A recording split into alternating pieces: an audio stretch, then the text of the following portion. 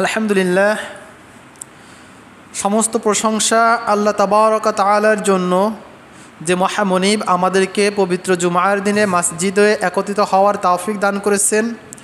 এই জন্য আল্লাহ সুবহানাহু ওয়া তাআলার শাহী দরবারে কালিমাতে শুকর আদায় করি। সকলে বলি আলহামদুলিল্লাহ। দুরূদ ও সালাম পেশ করছি আকায়ে মাওলা তাজদারে মদিনা সুলতানে মদিনা মুহাম্মাদুর রাসূলুল্লাহ সাল্লাল্লাহু আলাইহি ওয়াসাল্লামের প্রতি। প্রিয় উপস্থিতি, আমি গত জুমায় সূরা হাক্কা এর প্রথম দিকের কিছু অংশ নিয়ে আলোচনা করেছিলাম এবং শেষের কিছু অংশ আলোচনা করতে পারিনি সময়ের জন্য। আজকে সেই অংশটুকু নিয়ে আলোচনা শুরু করব ইনশাআল্লাহ। তো আলোচনার সুবিধার্থে আমি গত জুমার কিছু অংশ সহকারে আলোচনা করছি। আল্লাহ সুবহানাহু ওয়া তাআলা এই সূরায় বলছেন, ওয়া আম্মা মান উতিয়া কিতাবাহু বিশিমালি, আর যারা ডান বাম হাতে আমলনামা পাবে। গত জুমায় বলছিলাম যে কিয়ামতের দিন মানুষ দুই দলে বিভক্ত হয়ে যাবে। একজন ডান হাতে আমলনামা পাবে, ওয়া আম্মা মান উতিয়া কিতাবাহু বিয়ামিনি, যে ব্যক্তি ডান হাতে আমলনামা পাবে, কলু, সে বলবে হা উমুকরাউ কিতাবিয়া, দেখো আমার আমলনামা একটু পড়ে দেখো কি আছে এখানে। পক্ষান্তরে আর একটা দল থাকবে, ফাআম্মা মান উতিয়া কিতাবাহু বিশিমালি ওয়া আম্মা মান উতিয়া কিতাবাহু বিশিমালি, আর যারা বাম হাতে আমলনামা পাবে, ফায়াকুল, তারাও বলবে ইয়া লাইতানি লাম উতা কিতাবিয়া, হায় আফসোস, যদি আজকে আমাকে এই হিসাবের খাতা দেওয়া না হতো, যদি আমার আমলনামা, আমার দুনিয়াবি কাজকর্মের হিসাবের খাতা আমাকে দেওয়া না হতো, আমার সামনে উপস্থাপন করা না হতো। ইয়া লাইতানি লাম উতা কিতাবিয়া ওয়া লাম আদরি মা হিসাবিয়া, আর যদি এই হিসাব আমাকে আল্লাহর সামনে দিতে না হতো, আমি দুনিয়াতে যে কাজগুলো করেছিলাম, হাজারো অন্যায় অত্যাচার করেছিলাম, এই কাজের হিসাব যদি আজকে আল্লাহর সামনে আমাকে দিতে না হতো। ইয়া লাইতানি কুনতু তুরাবা ওয়া লাম আদরি মা হিসাবিয়া, যদি আজকে আমাকে হিসাব দিতে না হতো। ইয়া লাইতাহা কানাতিল কাদিয়া, যদি আজকে আমার পুনরুজ্জীবন দেওয়া না হতো, যদি মৃত্যুই আমার জন্য চূড়ান্ত হয়ে যেত, যে মৃত্যু আমাকে পাকড়াও করে ফেলেছিল, যদি এই মৃত্যুর পরবর্তীতে আবার আমাকে পুনরুত্থিত করা না হতো, যদি আবার আমাকে পুনরুজ্জীবিত করা না হতো, যদি আজকে আমার এই হাসরের মাঠে আসতে না হতো, যে মৃত্যু আমার হয়ে গিয়েছিল, যদি এটাই চূড়ান্ত আমার জীবনের শেষ হয়ে যেত, কতই না উত্তম হতো। ইয়া লাইতানি কুনতু তুরাবা, যদি আমি আজকে মাটি হয়ে যেতাম, সেটা আমার জন্য কতই না উত্তম হতো। চিৎকার করে বলতে থাকবে ওয়ালা মা আদরি মা হিসাবিয়া, তখন ওই মানুষগুলো বলবে মা আগুনা আন্নি মালিয়া, দুনিয়াতে যে বিশাল সম্পদের পাহাড় গড়ে তুলেছিলাম, এই সম্পদ আজ কোনো উপকারে আসলো না। দুনিয়াতে লাখ লাখ টাকা নয়, কোটি কোটি মিলিয়নিয়ার বিলিয়নিয়ার হয়ে গিয়েছিলাম, সম্পদে পাহাড় গড়েছিলাম।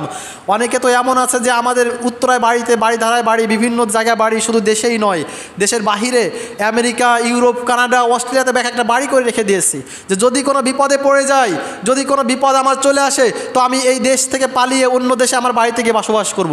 যদি আমেরিকায় থাকতে না পারি তো অস্ট্রেলিয়ায় যাব, অস্ট্রেলিয়ায় থাকতে না পারলে কানাডায় যাব। এই অর্থ, এই সম্পদ ব্যবহার করে, সম্পদের দম্ভ দেখিয়ে অনেক কেস কাছারি থেকে অনেক অন্যায় করে দুনিয়া থেকে পার পাওয়া যায়।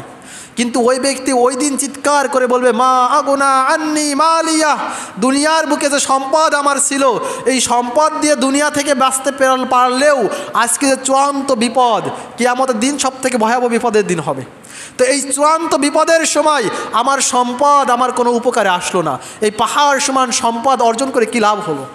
মা আগুনা আন্নি মালিয়া হালাকা আন্নি সুলতানিয়া, আমার যে প্রতাপশালী ক্ষমতা ছিল, আমার যে রাজত্ব ছিল, আমার যে বাদশাহী ছিল, আমি যে ক্ষমতার যে কারণে গোটা পৃথিবী দাপিয়ে বেড়াতাম, যে ক্ষমতার ভয়ে মানুষ আমার মুখের দিকে তাকিয়ে কথা বলতে পারতো না, হালাকা আন্নি সুলতানিয়া, সেই ক্ষমতা কোথায়? এই কঠিন বিপদের দিনে সেই ক্ষমতা কোথায়? সেই ক্ষমতা, সেই দাম্ভিকতা আমার কোনো উপকারে আসলো না, আমার বিন্দু মাত্র কোনো কল্যাণ করতে পারলো না। দেখুন, দুনিয়াতে সামান্য যদি ক্ষমতা আমরা পাই, অনেক সময় আমাদের মেম্বার, আমাদের চেয়ারম্যান বা যারা এমপি, মন্ত্রী, যারা থাক না কেন, এই ক্ষমতা পাওয়ার পরে এরা অন্য সাধারণ মানুষকে মানুষই মনে করে না।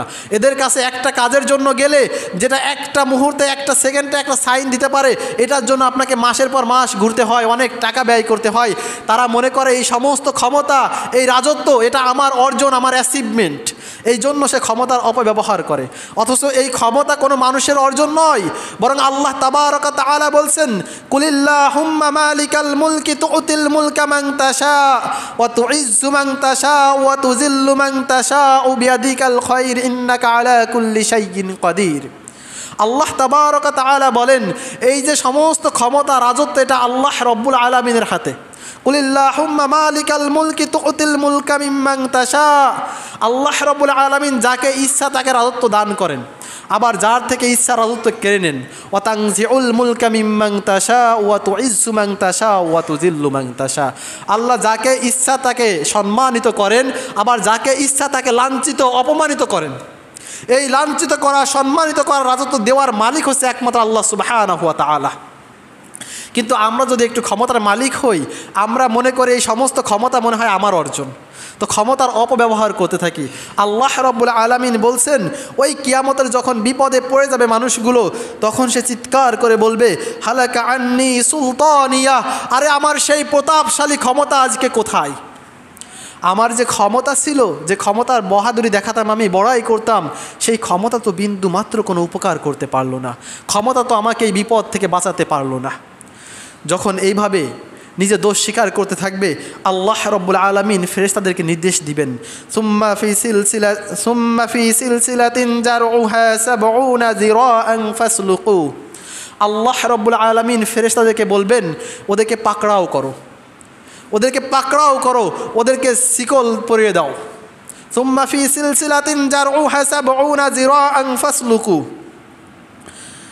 খুযুহু ফাগুল্লু। আল্লাহ সুবহানাহু ওয়া তাআলা বলবেন, খুযুহু, ওকে ধর, ফাগুল্লু, ওকে বেড়ি পরিয়ে দে, ওকে শিকল পরিয়ে দে। আমাদের দুনিয়াতে যদি কেউ অন্যায় করে, তাকে যখন কাঠগড়ায়, আসামির কাঠগড়ায় দাঁড় করা হয়, তখন ওই ব্যক্তি আসামির কাঠগড়ায় থেকে নিজের আত্মপক্ষ সমর্থনের একটা সুযোগ থাকে, নিজের দোষ সে স্বীকার করে নেয় এবং আত্মপক্ষ সমর্থন করতে পারে। ঠিক তদ্রূপভাবে মানুষ যখন বিপদে পড়ে যাবে হাসরের মাঠে, বাম হাতে আমলনামা পাবে, ওই ব্যক্তিও নিজের আত্মপক্ষ সমর্থন করবে। আত্মপক্ষ সমর্থন করে ওই ব্যক্তিগুলো বলতে থাকবে যে, মা আগুনা আন্নি মালিয়া, আমি অন্যায়ভাবে সম্পদ অর্জন করেছিলাম, আমার সম্পদ আমার কি উপকারে আসলো? হালাকা আন্নি সুলতানিয়া, আমার ক্ষমতা আমাকে কি উপকার দিল?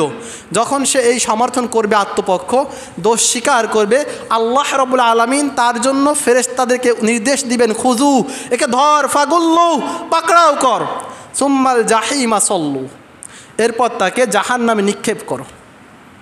যখন আল্লাহ রাব্বুল আলামিন ফেরেশতাকে নির্দেশ দিবেন যে একে ধর, খুযু, তো তাফসীর কারণ মুফাসসিরিন কিরাম লিখছেন যে একজন জাহান্নামী বান্দাকে ধরার জন্য ৭০,০০০ ফেরেশতা দৌড় শুরু করবে একজন ব্যক্তিকে ধরার জন্য। ভাই, একজন জাহান্নামীকে ধরার জন্য কি ৭০,০০০ ফেরেশতার প্রয়োজন আছে? বরং আল্লাহ রাব্বুল আলামিন ফেরেশতাদেরকে এমন শক্তি, সামর্থ্য আর অবকাঠামো দিয়ে সৃষ্টি করেছেন যে একটা ফেরেশতা যদি চিন্তা করে বা ইচ্ছা করে, একসাথে ৭০,০০০ জাহান্নামীকে ধরে জাহান্নামে ফেলে দিতে পারে। তো ৭০,০০০ ফেরেশতা কেন একজন ব্যক্তিকে ধরার জন্য দৌড় দিবে? কারণ তারা আল্লাহ রাব্বুল আলামিন আদেশকে বাস্তবায়ন করার জন্য প্রতিযোগিতা করবে, কে কার আগে ওই জাহান্নামীকে ধরে, ওই পাপাচার বান্দাকে ধরে জাহান্নামে নিক্ষেপ করবে।